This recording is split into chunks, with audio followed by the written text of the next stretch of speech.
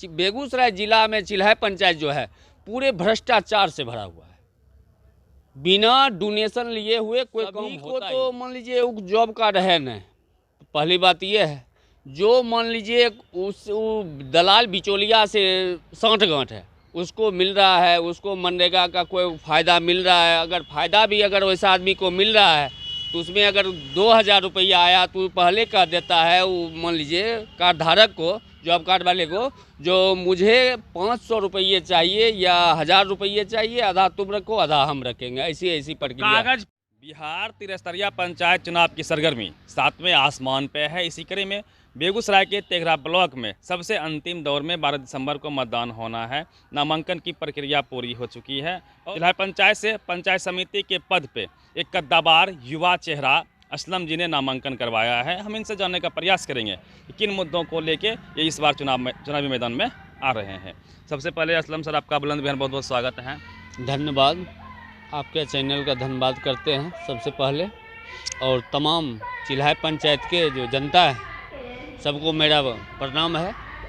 किन मुद्दों को लेकर इस बार आप चुनाव में आ रहे हैं?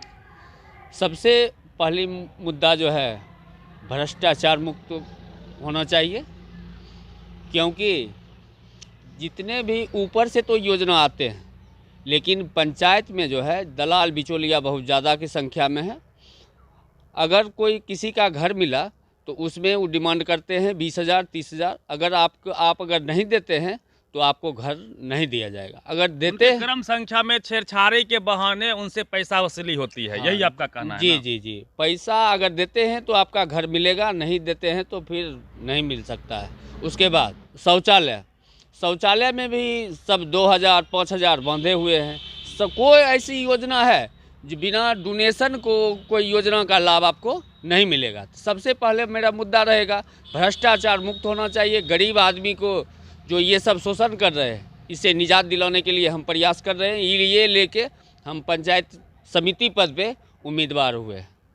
एक मैं आपको स्पष्ट कर दूं कि जैसे लोन पे फ़ोन मिलता है, उसी आधार पे हर पंचायत में घूस पे घर, घूस पे शौचालय, घूस पे कोई भी कार्ड बनता है और घूस पर ही पशु शेड भी मिलता है।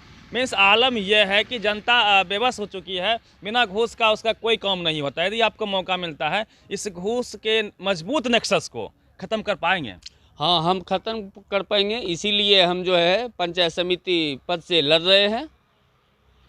सर, आपके क्षेत्र में पुस्तकालय का अभाव है, पीएससी है लेकिन प्रॉपर वे में नहीं चल पाती है, उसका भी विस्तारीकरण की आवश्यकता है।